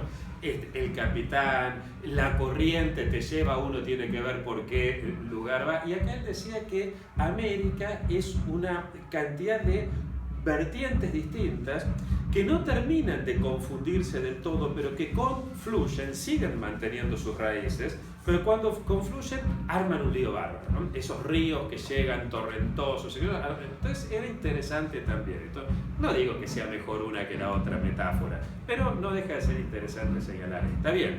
Confluyen entonces estas dos conformaciones. Básicamente, lo que de aquí se desprende como cuestión bien interesante, además de esto de que pensamos a la sociedad de otra manera, para los que vienen más de ciencia política y les interesa hacer los análisis electorales, esto quedó muy claro en la elección del 2007, cuando por un lado Lilita Carrió hizo una excelente elección para el presidente y el lema era por un nuevo pacto moral. La idea de pacto moral o pacto social la llevó a prácticamente ganar, y si no ganar, hacer una excelente elección en todos los barrios de clase media o clase alta urbanos. ¿Por qué? Porque es la subjetividad europea la que entiende eso. Mientras que en el resto del país prácticamente no midió. ¿Se entiende estas cuestiones? ¿Quién tiene razón? ¿El burrito o Araceli? No, la subjetividad es una construcción. Y nuestra construcción es una construcción confluyente. Entonces sería muy errado que dijéramos vamos por la subjetividad del burrito contra la de Araceli, o vamos por la de Araceli contra la del burrito. Es como esa deliciosa poesía de Nicanor Parra que dice viva la cordillera de la costa, muera la cordillera de los Andes. No sería una cosa tan absurda como esa. Pero hay una cuestión que es bien interesante. El tipo de subjetividad del Burrito Ortega nos habla del predominio de la relación sobre la sustancia. Es decir, somos porque somos en relación, mientras que la subjetividad de Araceli González nos hablaría de un predominio de la sustancia sobre la relación. La misma idea de ese sujeto fuerte, subjectum, el subjectum es heredero de la substancia, ¿no? Tiene las mismas características de la sustancia, solo que el hombre moderno, substancia, viene substare. Stare, en latín, todo lo que tiene ST significa estático, ¿eh? Estado, institución, constitución, todo eso. Y donde mejor lo notamos es en inglés, real state, real, res, state, que está. Ese estar en latino es el que da lugar a la substancia. El sujeto moderno no se siente aferrado a nada, está arrojado a la existencia. Es ese sujeto que Armando describe también, que en 1492 había caído Constantinopla hacía poco, dentro de poco aparece la imprenta, el caos entre católicos y protestantes, ya las jerarquías tradicionales se desintegran, la plata es más importante que el apellido. Estoy arrojado, subyecto, ¿se entiende esto? Pero asume las características de la sustancia. Para un hombre europeo, la sustancia necesariamente es anterior a la relación, y para la mujer europea también. Cuando nosotros pensamos, para dar un ejemplo simple, el ecosistema, y acá voy volviendo al curso, cuando pensamos en el ecosistema, si pensamos a la europea, el ecosistema va a ser la suma de sustancias. Es un árbol más otro árbol, más el agua, más las nubes, más los pajaritos, más, ¿sí? Una sustancia más otra sustancia que al relacionarse conforman un ecosistema. O, desde la perspectiva de la ecología profunda, vamos a decir Gaia es una gran sustancia, Gea es una gran sustancia, y los pajaritos, los árboles, nosotros, las nubes, solo existen porque son parte de esa sustancia. La Pachamama no es ni una cosa ni la otra. La Pachamama es de por sí una suma de relaciones y las cosas existen porque son parte de esas relaciones. O si ustedes quieren, la frase tan linda de la filosofía bantú, para educar a un niño hace falta un pueblo entero, del mismo modo que para que crezca un árbol hace falta todo un ecosistema. Existe el niño, existe el pueblo, existe el árbol, existe. Esto en general el europeo no lo entiende. Cuando vos das clases de esto en Europa, me ha pasado que te dicen, bueno, pero ¿qué es lo que se relaciona? Me pasó incluso hablando de temas de novelas y demás, no hay forma de que lo entiendan. Porque para el europeo, la idea de estar es una idea que le resulta muy difícil de entender. Al europeo vos le decís por qué es el ser y no más bien la nada y el tipo se te deprime, podría ser la nada. Al americano vos le decís por qué es el ser y no más bien la nada y el tipo se te pone contento. Che, estamos siendo, está bueno esto, ¿no? La filosofía europea arranca del miedo a la nada. El miedo a la nada, la pavura de la nada era tan grande que el tipo dice, si este vaso está ahora acá y ahora está, mejor dicho, si este vaso ahora es acá y ahora es acá, ¿qué pasó en el medio? Este terror hace nacer a Parménides y a Heráclito con sus respuestas distintas y hace que toda la filosofía transcurra en este devenir. No son capaces de pensar que el vaso ahora está acá, ahora está siendo por acá y ahora está acá. Pero no son capaces no porque no tengan la palabra estar, sino que no tienen la palabra estar porque les da horror el estar. ¿Se entiende esto? La idea de estar implica una forma totalmente distinta de ser. ¿Qué hace, y esto sí lo plantea muy bien Kusch, mientras el europeo suele tener miedo a la muerte y entiende la existencia, ¿no? Heidegger, el hombre es un ser para la muerte. Me acuerdo una vuelta que me tocó, había un amigo, había conseguido unos fondos para juntarnos en Cartagena. La excusa era juntarnos en Cartagena, tipo de distintos lugares. Entonces, como los fondos los tenía la Fundación Alemana, teníamos que hablar de algún alemán. Entonces, viste cuando vos no sabés mucho de... Armando era un tipo que sabía tanto de filosofía que te hablaba de Hamlet, de Empédocles, de los tipos que juegan en la B. Uno cuando no sabe tanto de filosofía antigua que conoce los de la A. Lo que te pasa cuando vos no entendés mucho de fútbol, bueno, conoces a algunos jugadores, el tipo que te nombra los de la B y la C sabe mucho. A mí me pasó que los otros que sabían mucho de filosofía alemana los dejé que agarren los autores más complicados. Yo me quedé con Heidegger, que si cualquiera que sabe un poquito algo de Heidegger, ¿sabes? Claro, iba por la calle en Cartagena diciendo, pensar que Heidegger habla de que el hombre es un ser para la muerte. Y vos veías a esas mulatas y esos muertos llenos de vida, con felicidad. A este tipo le faltó sol, le faltó ron, le faltó... Sexo tenía, pero qué sé yo, sí, no solo con Ana, parece que le daba bastante al pibe, pero le faltaba de todos modos eso. El americano, en cambio, en lugar de pensar es un ser para la muerte, piensa es un estar en la vida, y en lugar de tenerle miedo a la muerte, suele tener los miedos a la vida que se conjuran de esa forma con la chaya, con todas las conjuros y conjuras que hacemos los americanos, que hasta sabemos cómo cruzarnos de piernas cuando va a patear el penal el tipo que está del lado del frente. Bien. Entonces, por un lado, el aquí conformado por esta conjunción o confluencia de subjetividades que da una cierta preeminencia del estar sobre el ser y una cierta preeminencia de la relación sobre la sustancia. Por ahora lo dejamos ahí y nos mandamos a la hora. Y acá sí me meto, el fundamento filosófico no lo voy a desarrollar ahora porque además realmente sería medio complicado hacerlo en función de la hora, pero básicamente les recomiendo una obra que me gustaría ver si estoy viendo, si por ahí se puede reeditar, pero si no igual encuentran resúmenes de esto en la web, particularmente en la página de la Asociación de Filosofía Latinoamericana. Hay un artículo que publicó Armando, que es un resumen de una obra increíble que se llama Diálogo, Comunidad y Fundamento, escritos sobre el Platón inicial. La idea es que nos quedamos sin fundamento. En realidad nunca hubo fundamento, pero estamos, ¿viste? Esto le voy a robar a Zizek una imagen que me parece perfecto. ¿Se acuerdan del Correcaminos? ¿Vieron cuando el zorro andaba corriendo por ahí, el coyote, corría arriba del precipicio mientras no se daba cuenta que estaba sobre el abismo, el Abgrund, ¿no? Mientras, ¿viste que decís Abgrund y suena mejor? ¿Decís abismo? Bueno, por eso hay que decir Abgrund, ¿vieron? Estamos en la universidad de Rosario, obvio. ¿Cómo en una universidad no vamos a decir Abgrund? Ya está, ya cumplí, ya dije Abgrund, ya cité a Heidegger, ahora me pongo a hablar en serio. Entonces, él está corriendo sobre el abismo y ahí el coyote se da cuenta que abajo y ahí se cae. Bueno, eso es un poco lo que nos está pasando. Entre otras causas, esto responde a una cuestión sociológica que la voy a describir brevemente para retomar vía Armando con Kusch. Que si bien, como dice Ana, tienen fuentes distintas, no obstante, hay muchas convergencias, y en el caso de Armando, que yo tuve el enorme privilegio de haberlo tratado mucho, y que entre otras cosas le debo haberlo conocido a Roy, porque Armando fue el primer director de tesis de Roy, después tuve el honor de suceder nada menos que Armando en la dirección de la tesis.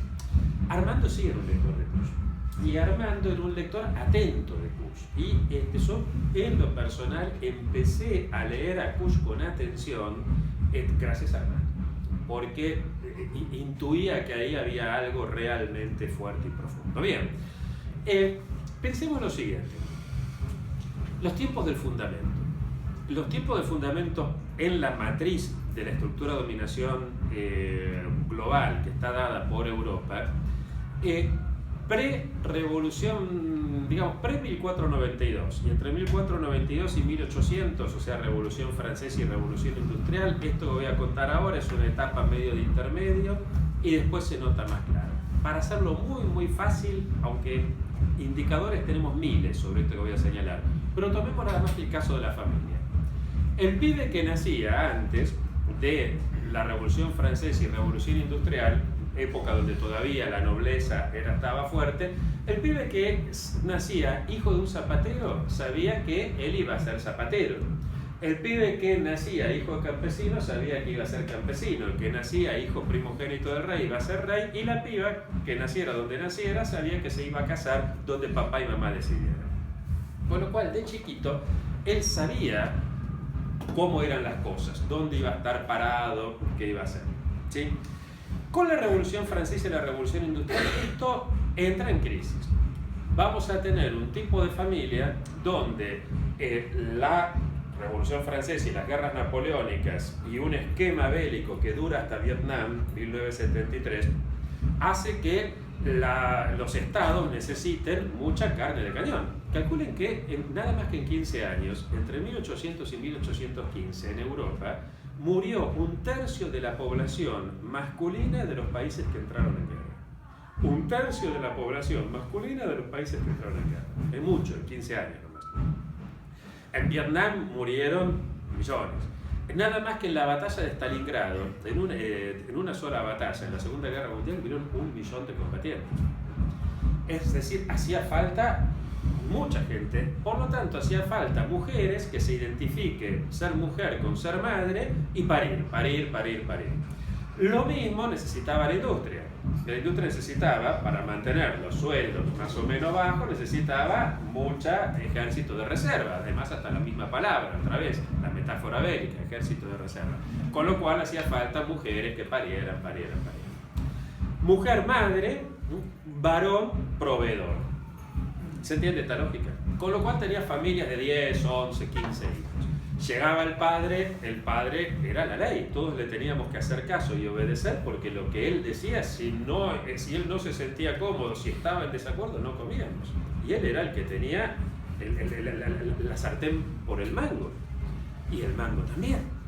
Entonces, ¿qué tipo de familia teníamos? Teníamos esa familia donde el padre venía y ahora el padre era el fundamento. Estaba ahí, eso era el fundamento. Era la ley, era el que decía. ¿Viste esa familia, esos viejos chotos que suelen decir porque hay problemas de seguridad, porque la educación, porque estos que están ahí tocando el bombo, porque el problema es que ya no hay respeto, porque el respeto se enseña en la casa, ¿no? ¿Viste esa huevada? Porque cuando yo era chico hablaba mi padre y no se escuchaba y vos te vienes a decir, pobre tipo de familia del orto, te tocó realmente, pero el tipo además lo dice como algo positivo, como algo que está bien. Bueno, eso hacía que vos produjeras un tipo humano donde esa persona, ese chico, necesitaba siempre tener un padre que le diga lo que está bien y lo que está mal. Salía de casa y lo encontraba en la maestra. Era un poco más grande y lo seguía necesitando. Lo iba a encontrar y si no lo encontraba lo inventaba en un Videla, en un Pinochet, en un Franco, pero también en un Fidel, en un Stalin, en un Mao, no importa que sea de derecha o de izquierda. Necesitaba, vos decís que no. Pili dice no. Pili dice no lo necesitaba. Me hiciste así, dije no lo necesitaba. Entonces necesitaba eso. Y ese tipo, bueno, eso nos lleva entonces a una construcción política muy particular y una construcción política donde el chico desde chiquito además se plantea ¿quién soy yo para papá? ¿Quién soy yo para mamá?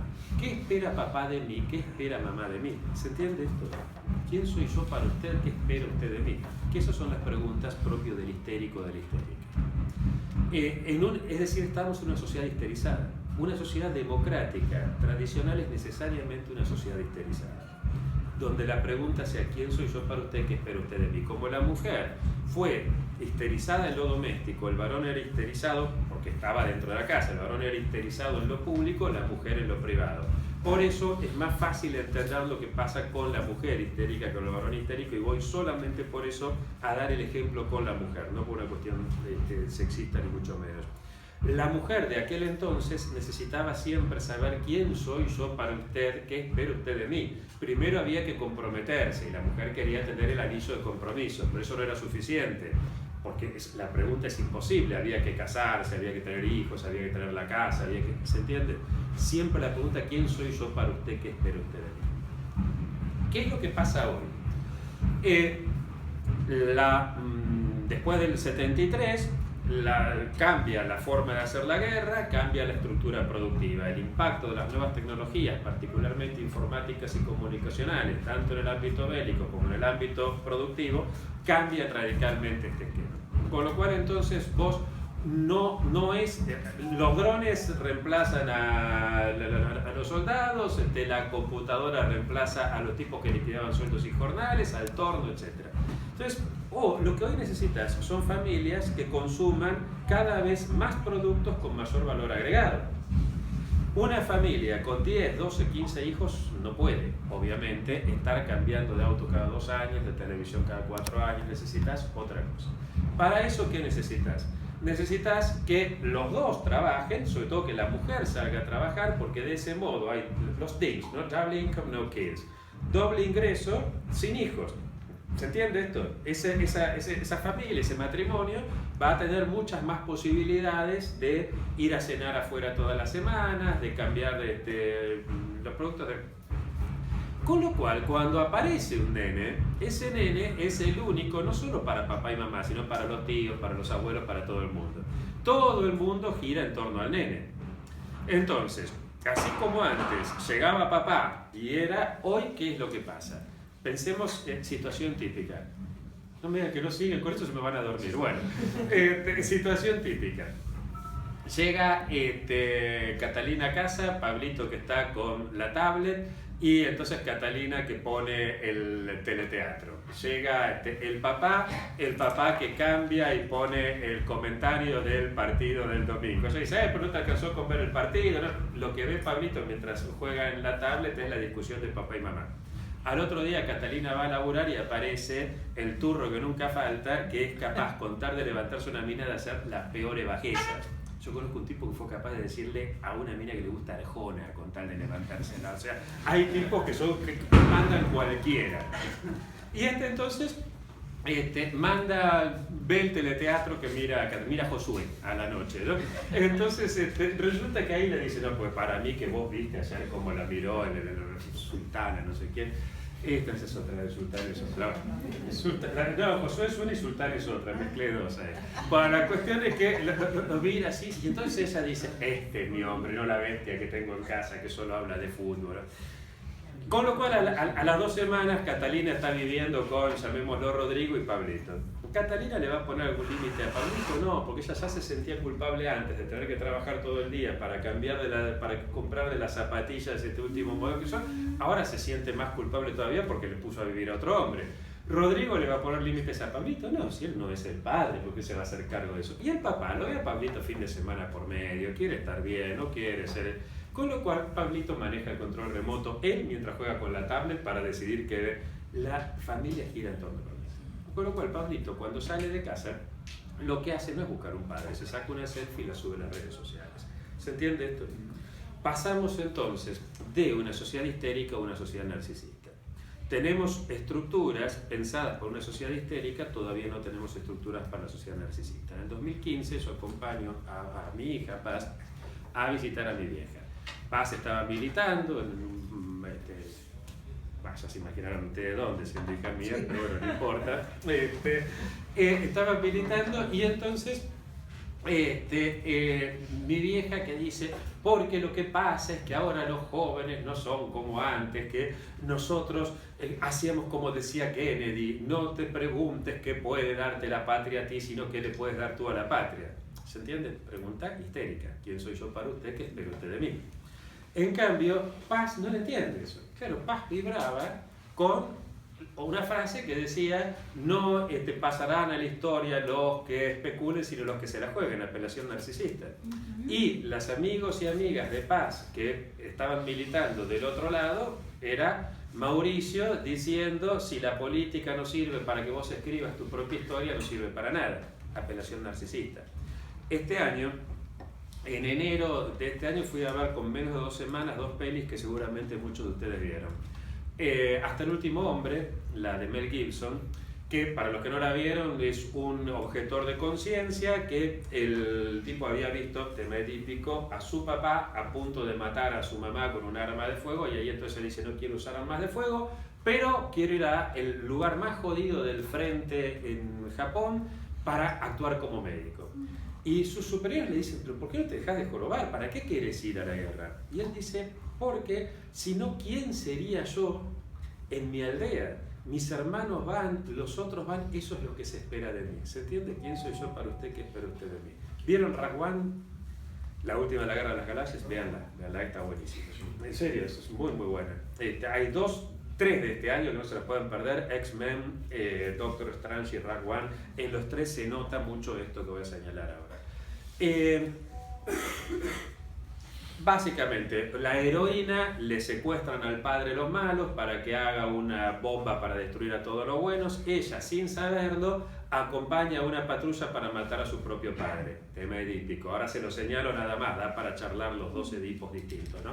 Pero lo interesante a lo que voy en esto, ella tiene que ir a rescatar, a buscar unos planos a un lugar donde se sabe que nadie puede salir vivo. Y van un montón de tipos con ella, entre otros el muchachito lindo, y ella le dice al muchachito: ¿y ustedes por qué vienen si saben que van a morir? Y el muchachito le dice: porque si no, nosotros no podríamos mirarnos al espejo. Apelación narcisista, ¿se entiende? O sea, estamos pasando de una etapa a otra, pero todavía tenemos las instituciones, el derecho, las ideas pensadas para el otro momento, para un momento donde había fundamento. Y aquí entonces es donde, y voy cerrando, donde Armando nos provee de instrumentos interesantísimos, porque justamente plantea el fundamento en la antigua Grecia. Vieron que hay muchos que te hablan de la democracia deliberativa, del diálogo, de estas huevadas, como si la democracia tuviera algo que ver con esto. Entonces, parten básicamente, y esto sí lo plantea Armando, lo que dice es: en la Grecia clásica, la polis se sostenía en el diálogo, es cierto, pero el diálogo era el diálogos, y el logos encontraba su fundamento en Apolo, en el dios. Si sacamos al Dios ha muerto, lo descubrimos ahora, ¿no? Cuando lo dice Nietzsche. Si sacamos a ese Dios, el logos queda sin fundamento. Y entonces, ¿qué es lo que pasa en la democracia deliberativa? O en la idea de que, como quiere mi mamá, conversando la gente se entiende. El problema es que para que esto sea posible, tendríamos que partir de un supuesto falso, y es el siguiente. Hay una cita sacada de contexto de Ricoeur que suele usarse mucho para fundamentar este tipo de democracias o de visiones de la democracia, que es la que dice: todo conflicto puede canalizar o resolverse, o al menos canalizarse adecuadamente, si las partes defienden con inteligencia su propio interés. ¿Cuál es el problema frente a esto? Primero, que en todo conflicto la inteligencia está obnubilada, entonces se hace difícil dialogar cuando la inteligencia está obnubilada. Uno siempre cree tener la razón. Conflicto de Ucrania. Kissinger, con mucha sensatez, dice: en vez de matarse entre ustedes, ¿por qué no se juntan y negocian con Rusia? Le dicen: miren, si ustedes no nos siguen mandando el gas por acá, nos vamos con Europa Occidental. Y negocian con Europa Occidental: si ustedes no nos condonan la deuda, nos vamos con Rusia. Les conviene ser puente y no pelearse. Lo consulto con mis amigos ucranianos de los 2 lados, unos ortodoxos, otros católicos. Me dice: este tipo no entiende nada. Yo prefiero morirme yo y toda mi familia, pero que aquello reviente. ¿Se entiende esto? No hay mucha posibilidad. También es imposible defender con inteligencia el propio interés cuando la inteligencia se ve obnubilada, porque cuando vos estás arriba considerás que es natural que estés arriba. Cualquier persona puede recuperarse de un fracaso. Todos nosotros, aún los más jovencitos de ustedes, tienen más de 18 años, han tenido más de un fracaso, y si están acá es porque se recuperaron. Pero nadie se recupera de un éxito. ¿Te acordás del compañero de secundaria exitosa? O exitoso, ¿te acordás? Un huevón, fíjate lo que soy, pobre tipo. Seguro que ninguno de nosotros es, porque si no, ese tipo lo que quiso es ser claro, porque si ese tipo lo que quiso es replicar la misma fórmula que le resultaba útil para ser exitoso a los 16, 17, y después, chao. Eso pasa también a nivel social. Por eso Pareto dice que la historia es el cementerio de las oligarquías, ¿no? Los que están arriba no tienen. Con lo cual es muy difícil dialogar con la oligarquía, porque considera: es lógico que yo esté acá, es natural. Tengo todo esto porque me es debido. Y finalmente, lo más complicado de todo es defender con inteligencia el propio interés, porque nadie sabe cuál es el propio interés. El propio interés está marcado a partir de una construcción hegemónica. Eso lo vemos, si quieren, la construcción hegemónica actual después. Pero pensemos algo que tiene que ver con el propio interés en forma más universal. Casi todos los pueblos tienen el siguiente mitema. Vienen los dioses y le dicen a un tipo: te concedo lo que vos desees. Y el tipo dice: la vida eterna. Fenómeno de 10. pasan 100 años, el tipo los primeros 100 años contento. Ya a los 100, contento pero medio hecho pelota, ¿no? Ya a los 120, tipo más o menos, a los 200 años es una baba que anda por ahí diciendo me quiero morir, no puedo hacer nada. Claro, no sirve para nada, el tipo 200 años, hecho pelota, los huesos se le fueron disolviendo, el tipo está vivo ahí. Es un moco gris que está ahí y el tipo quiere morirse y los psicólogos dicen no. Entonces pasa otro, después si le dicen, bueno, ¿y vos qué deseas? Yo quiero la juventud eterna. Genial. Y claro, otra vez pasan 100 años y ya empieza a sentirse mal porque se le murieron todos los que había conocido, pero bueno, vuelve a enamorarse, vuelve a tener amigos, vuelve a tener hijos. 1500 años y el tipo se le sigue muriendo, ya no se enamora de nadie, ya no puede querer a nadie, ya está, no puede tener amigos, no puede nada. Es terrible la vida, quiere morirse. Vuelvo a Zizek, que cuenta esto muy bien. Hay un señor que quiere comprarse el 4K y que está el empleado bancario, su mujer maestra, quieren, pero nunca llegan porque siempre pasa algo, que se le rompe el caño de no sé qué, que se enferma la suegra, que nunca llegan. Un día él estaba afeitándose y ve por el espejo que atrás se le aparece un genio. Y entonces él se da vuelta y el genio le dice, vengo a traerte tu 4K. Y él le dice, ¿y vos qué me vas a pedir a cambio? Porque viste que los genios siempre te vienen algo a cambio. Y él dice, no, nada, dice el genio. Te lo vengo a regalar. Y vos con la plata que ahorraste podés hacer con tu mujer lo que quieras, arreglar la casa, irte de vacaciones. ¿En serio no me pedís nada? Nada, hombre, no te pido nada. Lo único que no es nada a cambio, simplemente que como estoy con muy poco tiempo, llames por favor por teléfono a tu cuñado para avisarle que voy allá a dejarle la Ferrari Testarossa que él quiere. Y si no llamas, no puedo hacer ninguna de las dos cosas. Y este tipo prefirió no llamar a su cuñado. Él creía que quería el 4K, pero lo quería. Es decir, el deseo está tan condicionado que se hace prácticamente imposible saber qué es lo que uno quiere. Y una de las cosas que más jode del deseo, y acá estoy pensando, vuelvo a Kush, no voy a citar las fuentes y demás porque es complicado, pero tanto en la negación del pensamiento popular como en otros textos se advierte. El problema del peronismo, de los populismos y el deseo. ¿Por qué un conservador, por qué mi viejo se llevaba mejor, a pesar de ser un tipo de derecha, se llevaba mejor con un comunista que con un peronista? Porque juegan el mismo juego. Para un comunista clásico, de los de verdad, digo, de eso de la Guerra Civil Española, lo que el tipo quería era que la tortilla se vuelva, que los pobres coman pan y los ricos mierda. O sea, estamos jugando el mismo juego. Lo que el peronismo plantea, en cambio, es algo insoportable, es democratizar el deseo. Es que los ricos coman pan y los pobres también, y encima que tomen el mismo vino. Eso es insoportable. ¿Por qué? Porque vos, no vos, si no estaríamos acá, digamos, pero el burgués medio, y cuando digo el burgués medio estoy hablando de mentalidades, también estoy hablando del pendejo de la villa, que me ha tocado discutirlo más de una vez y morirme de angustia, de ver que el pibe está contento de que lo discriminen y no lo dejen entrar en aquel boliche porque no tenía las llantas que hay que tener, pero cuando yo las tengo quiero que a este lo... ¿Se entiende? O sea, ese deseo, que es un deseo tremendamente perverso, lo que plantea es yo quiero tenerlo, pero porque el otro no lo tiene.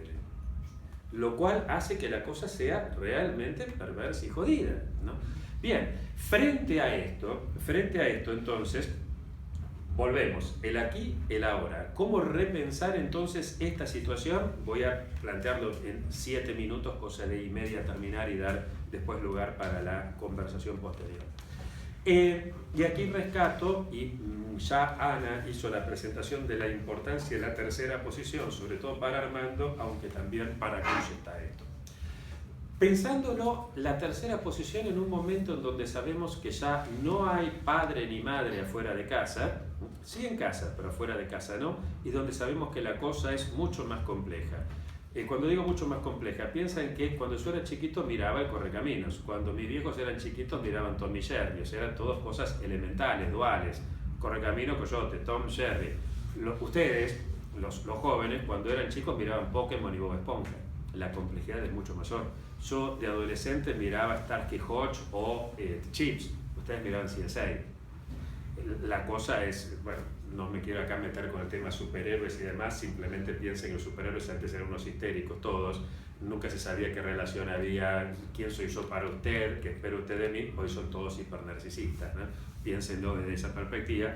Y tenemos entonces qué pasa cuando ahí no hay padre, cuando ahí no hay madre fuera de casa. ¿Cómo pensamos las instituciones ahora? La Liga de la Justicia y lo demás nos da muchísimo para pensar. Y pensemos ahora en la otra cuestión, volvamos al burrito Ortega y el carácter relacional de nuestros tipos de vínculos. ¿Cómo, si conjugamos las dos cosas, podemos pensar con el tema de la tercera posición, podemos pensar lo siguiente? Las ideologías europeas de los siglos XIX y XX, ideologías basadas en un fundamento histérico, siempre pensaron y buscaban quién era el sujeto de la historia. ¿Es el individuo o es la colectividad? ¿O es el individuo o es el proletariado? Pero siempre el problema es cuál es el sujeto de la historia. ¿Por qué? Porque se asumen como sujeto heredero de la sustancia. Si es el individuo, tenemos el liberalismo, el valor fundante va a ser la libertad. Mi libertad termina donde empieza la de los demás, ergo los demás son obstáculos a mi libertad. Si la miro desde el lado de que el sujeto de la historia es la colectividad, el proletariado, la clase, entonces voy a ver la historia desde la igualdad. El día y vamos a decir, bueno, el día que las relaciones, estoy pensando aquí no tanto en Marx, sino que yo mientras hablo estoy imaginándome a Stalin, básicamente, pero también a Ceausescu, también a Mao, no a Fidel. El comunismo cubano es una cosa bastante distinta.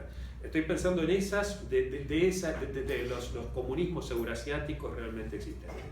Bueno, frente a esto, entonces podemos decir, ¿y qué pasa si el tema no es la primacía del sujeto, sino qué pasa si la primacía es de la relación?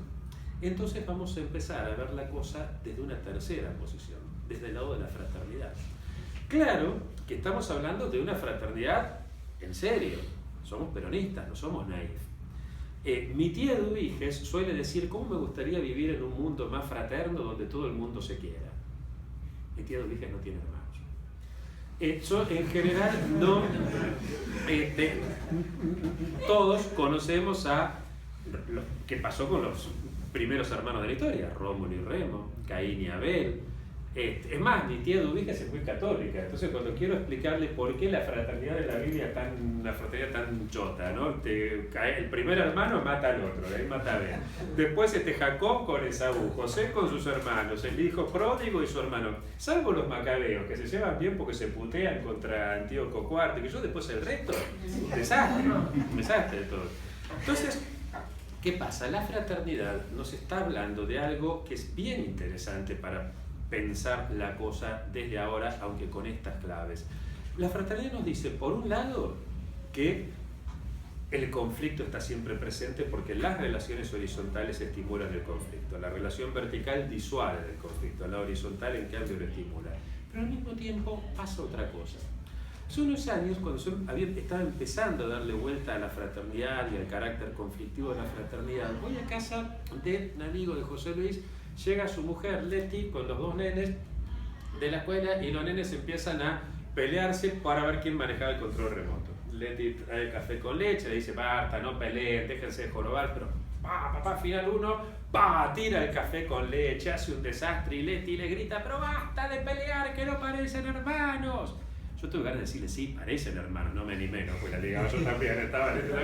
Ahora, el tema es, ¿por qué si Leti es una mina inteligentísima? No le interesa mucho leer, no fue a la facultad, pero es brillante. Entonces, digo, esta me está enseñando algo que yo no termino de entender. ¿Y qué es lo que Leti me estaba enseñando? Que la fraternidad también nos habla de la necesidad de armonía. O sea, la fraternidad nos muestra este carácter dual, esta tensión permanente, esta síntesis no dialéctica entre las dos características propias de la política, como polis y como polemos. Como si nos quedamos en uno solo de los factores, nos equivocamos necesariamente. Si reducimos la política a amigo-enemigo, necesariamente nos equivocamos porque no es solo eso. No hay sociedad que pueda vivir en esa tensión permanente. Pero si del otro lado pensamos a la sociedad solamente como armonía, nos equivocamos y de un modo quizás más peligroso. Cuando decimos tenemos que estar todos juntos y tirar para adelante, ¿dónde queda adelante? Si todos tuviéramos el mismo adelante, estamos en una sociedad donde no hay pluralismo. En cambio, y además, ¿qué pasa? Si todos somos buenos y la sociedad es armónica y todos nos llevamos bien, ¿por qué, sin embargo, hay tipos que hacen huelga? ¿Por qué hay tipos que cortan la calle? ¿Por qué hay tipos que roban? ¿Por qué? ¿Se entiende? Porque son malos. Si lo lógico es que vivamos en armonía y esto genera conflictos, son malos. Y de pensar que son personas malas a pensar que no son personas, estamos ahí. Con lo cual es muy peligroso. Tampoco estoy señalando esto por una cuestión de ética y que hay que ser buenito y respetar al otro, no. Porque lo que nos dice la fraternidad es que el conflicto está siempre presente. Entonces, si ignoramos esto, podemos pensar, o bien como los liberales, que el día que la mano invisible del mercado regule todas las relaciones y se acabó el conflicto, o pensar como los comunistas que el día que el Estado regule todas las relaciones se acabó el conflicto. Y si en el medio hay que sacrificar por la pobreza y el hambre a media generación o a 10 millones de rusos, bueno, mirá lo que viene. Nosotros sabemos que el conflicto va a haber siempre, por lo tanto no hace falta matar a una sola persona. De lo que se trata es de ir trabajando con esto, que sabemos que está, y como sabemos que no hay padre y que no hay madre, sabemos que de nosotros depende la construcción de instituciones para ver qué hacer y cómo ir procesando ese conflicto permanentemente. Es decir, y acá vuelvo a algo que señalaba Ana, que Armando lo tenía muy claro, siempre Eros y Tánatos están fuertes. La fraternidad lo que nos muestra es eso, es Eros y Tánatos que están al mismo tiempo. No podemos caer ni en la visión naif que se cayó en los 60 y en los 70, ¿no? la cosa hippie, la revolución del amor, y que se suele decir, bueno, aquí vamos a la cultura del amor donde todo el mundo se quiera. Está lindo como propuesta, pero sabiendo que Tánatos está siempre ahí. Ni tampoco podemos quedarnos solamente con Tánatos, porque uno tiene el anhelo permanente de Eros. Cierro entonces con esto. Sí, la libertad. Adelante, pase, tranqui, por favor. Chao, buenas noches. Ay, pero era por la cama. Claro, por favor, pobre chica. La libertad y la igualdad se resignifican a partir de la fraternidad. La libertad tiene como riesgo propio el egoísmo. Yo quiero ser libre porque no quiero que nadie me moleste. La igualdad tiene como riesgo propio la envidia. Yo no quiero que Roy tenga una bicicleta más linda que la mía, tengamos todos bicicletas iguales. La fraternidad tiene como problema central los celos, ¿sí? El egoísmo, yo existo. La envidia, tú existes. Ya pegamos un salto muy importante. Toda la filosofía moderna se centró en el yo. Con Marx, con la igualdad, empieza a aparecer el tú, sobre todo con Martin Buber, que es el que lo verbaliza. Pero la fraternidad nos dice el tercero existe, pues los celos se tienen frente a un tercero. El tercero es el que permite la existencia de la institución. Los dos, uno termina siendo un alter ego del otro, un otro yo del otro. Por lo tanto, ninguno puede tener verdaderamente su individualidad. Los grandes amores de la historia se fagocitan mutuamente sin dejar descendencia. Romeo y Julieta, Tristán y Isolda, etc. Hace falta el tercero. Ya sea el hijo, ya sea Dios, ya sea el pueblo, ya sea el amante, lo que sea. La fantasía histérica. La fantasía histérica, está bien, hace falta esto. Entonces, a partir de, así como los celos implican a la envidia, mi sobrinito que tiene celos de su hermano porque yo juego más con el hermano que con él, está envidiando al hermano, pero lo envidia de una forma distinta de como yo envidio la bicicleta de Roy. Pero la envidia también implica el egoísmo. Yo envidio la bici de Roy porque soy egoísta. Si yo tuviera la bici más linda no me preocuparía. Ahora, de la misma manera, la fraternidad resignifica a la igualdad y a la libertad. La fraternidad nos dice, está el tercero y está el conflicto siempre. Llegar a ese estado de igualdad perfecta es imposible. De lo que nos habla es de una lucha permanente por la justicia social entendida en una triple dimensión. Equidad, igualdad en un sentido fuerte, diferencia, o sea, reconocimiento. Ojo con olvidar una de las dos cosas, ¿eh? Si nos quedamos con la equidad y nos olvidamos de la diferencia, nos olvidamos pensamos que con que todos tengamos más o menos los mismos ingresos, está todo bien, y nos olvidamos de lo que pasa con el homosexual, con el indígena, con el negro, con la lesbiana, con el judío. Pero ojo también con lo otro, con las izquierdas del siglo XXI que de tanto insistir en la diferencia se olvidan de la igualdad. Ojo también con eso. Y hay una tercera dimensión, que es la que la modernidad no asume de la justicia social, que es la posibilidad de realizarse dando a los otros. Y esto nos habla, sí, mucho Kush, particularmente, de que uno se realiza, uno es feliz no solamente recibiendo, sino también dando, porque esto implica el carácter relacional de cada uno, ¿no? No voy a detenerme en esto, simplemente cerrar planteando que la libertad también es resignificada por la fraternidad, porque ya no llegamos nunca a un estado de esa libertad pensada desde el varón blanco conquistador europeo, que mi libertad termina donde empieza la de los demás, sino que asumimos que la libertad es algo que se conquista siempre necesariamente junto con los otros. La misma etimología de la palabra libertad aquí viene en nuestro auxilio. Libertad viene del latín libertas, a su vez del griego eleuteria, que viene de la raíz leud. De ahí viene leudante, levadura en castellano. En inglés y en español y en alemán, life, live, vida. Y también love, amor. Y lo mismo pasa con freedom, que viene de la desinencia sánscrita free, de donde viene friend, friendship, amistad. Es decir, hasta la etimología nos está gritando que la libertad no se puede entender como un estado permanente, sino como algo dinámico que se conquista con los otros.